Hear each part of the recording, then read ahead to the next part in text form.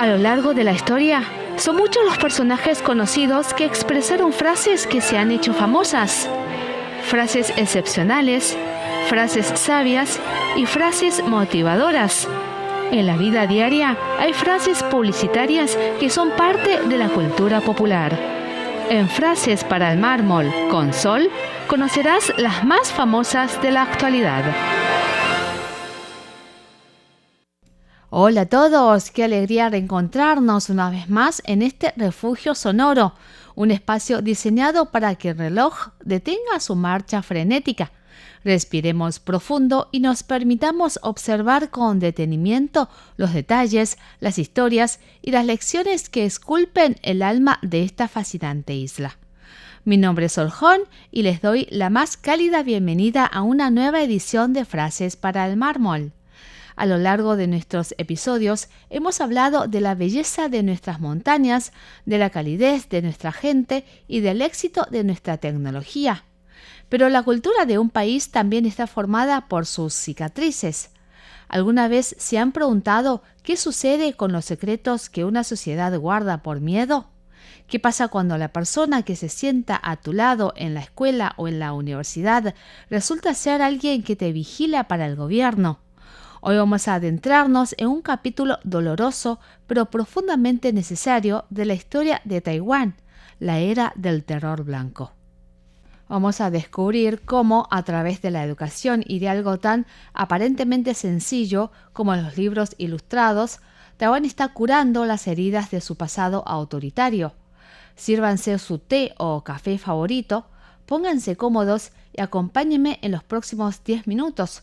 Les aseguro que la reflexión de hoy nos recordará por qué la libertad que a veces damos por sentada es en realidad un tesoro invaluable. Nuestra frase de hoy surge de una profunda reflexión sobre la justicia transicional.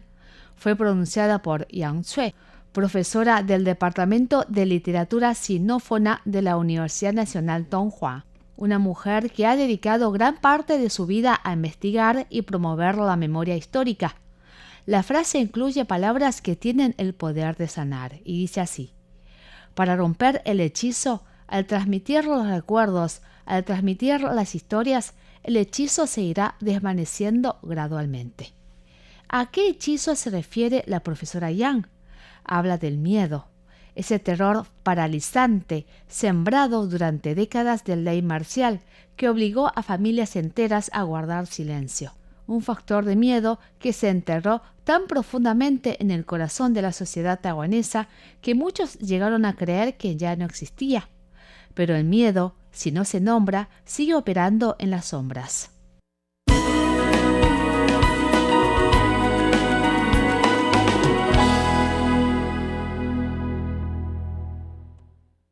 Para entender el peso de este hechizo, debemos mirar los esfuerzos recientes del Ministerio de Educación de Taiwán. Recientemente lanzaron la quinta lección de su plataforma educativa sobre derechos humanos y justicia transicional, titulada ¿Ya tomaste la clase de recuperación? Esta lección está dedicada al 19 de mayo, el Día de la Memoria del Terror Blanco.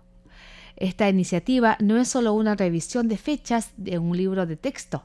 Es una invitación a escuchar las voces de quienes sobrevivieron a la represión. En este curso, víctimas políticas como Chen Qingsheng, Jian Zhongshen y Huang Ruilin narran en primera persona sus experiencias. Nos llevan de la mano a esa época silenciada, donde el Estado autoritario restringió los derechos humanos, reprimió la libertad y suspendió las garantías más básicas. El objetivo del gobierno no es simplemente que memoricemos un evento, sino cultivar la empatía. Quieren que los ciudadanos entiendan cómo un sistema autoritario destruye individuos, desgarra familias y fractura a toda una sociedad. Es un recordatorio vital de que la libertad de expresión, el derecho a reunirnos y nuestra participación democrática actual no cayeron del cielo. Fueron ganadas a un precio altísimo. El significado de mirar hacia atrás la historia del terror blanco para la sociedad taiwanesa radica por encima de todo en romper el hechizo. Es ese factor de miedo del que hablábamos hace un momento, que yace profundamente enterrado en nuestros corazones y que creíamos inexistente. Y si seguimos hablando de ello, y si más personas se muestran dispuestas a transmitir esta memoria y a compartir las historias, toda la sociedad taiwanesa podrá alcanzar un estado más amable y compasivo. Y así, esa sombra tan profunda, ese hechizo del pasado, se irá desvaneciendo poco a poco. Pero, ¿cómo le explicamos esta época oscura a las nuevas generaciones? ¿Cómo transmitimos estas historias a los niños y jóvenes para romper el hechizo del que habla la profesora Yang? La respuesta ha llegado de la mano del Museo Nacional de Derechos Humanos, que acaba de publicar 2 conmovedores libros ilustrados, resultado de su 5ª convocatoria de proyectos educativos. A través del arte y la literatura, estos libros traducen el trauma en historias comprensibles para todas las edades. Hablamos de estas 2 obras que están cambiando la forma en que los taiwaneses procesan su pasado. La primera es El maletín de papá, escrito por Xie Anyu. Este libro aborda el terror blanco desde la perspectiva de los familiares de las víctimas políticas. Narra la historia de un padre que, tras ser liberado y volver a casa, vive junto a su familia inmerso en la duda y el miedo durante años. No es sino hasta que el padre fallece y sus hijos abren un viejo equipaje lleno de polvo, que se revelan los secretos guardados por décadas. La autora nos recuerda una realidad desgarradora. Aunque muchos presos políticos regresaron a casa y otros jamás lo lograron, sus familias quedaron atrapadas en las réplicas emocionales de esa época, viviendo a la sombra de muros invisibles. La segunda obra es El diario secreto del campus. La autora, Li Wanshu, se basó en su propia experiencia universitaria para crear esta obra.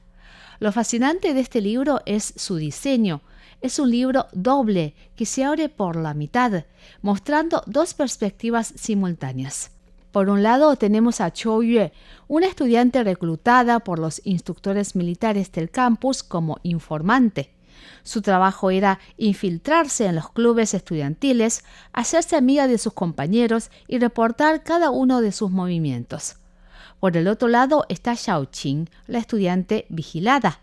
Años después de graduarse, gracias a la desclasificación de archivos nacionales, Xiao Qing descubre que su inocente amiga era en realidad una espía. La autora describe el descubrimiento como un trauma profundo, una violación de la confianza que te hace cuestionar la naturaleza misma de las relaciones humanas. El director del Museo Nacional de Derechos Humanos, Hong Shifang, lo resumió de manera magistral durante la presentación de estos libros. Él sostiene que la educación sobre derechos humanos no puede ni debe quedarse encerrada en las vitrinas de los museos. Tiene que entrar a nuestras salas de estar, colarse en las aulas y convertirse en tema de conversación a la hora de cenar. Un simple libro ilustrado puede ser el puente para que padres e hijos hablen sobre lo que significa la justicia, el coraje cívico y el peligro de permitir que el poder político intervenga de manera desmedida en nuestras vidas privadas. Conocer la historia es la única armadura real que tenemos para evitar que el Estado vuelva a vigilar y perseguir a sus propios ciudadanos. Y casi sin darnos cuenta, nos acercamos al final de este episodio. Para romper el hechizo, al transmitir los recuerdos, al transmitir las historias, el hechizo se irá desvaneciendo gradualmente. En Taiwán estamos aprendiendo que mirar al pasado no significa quedarnos estancados en el rencor, significa ventilar la habitación, significa tomar los diarios secretos, abrir los viejos maletines de nuestros padres y abuelos y exponer esos miedos a la luz del sol. Porque cuando una sociedad entera decide hablar de sus heridas, el autoritarismo pierde su poder. Esto fue Frases para el Mármol. Cuídense mucho. Nos escuchamos en la próxima edición. ¡Chao, chao!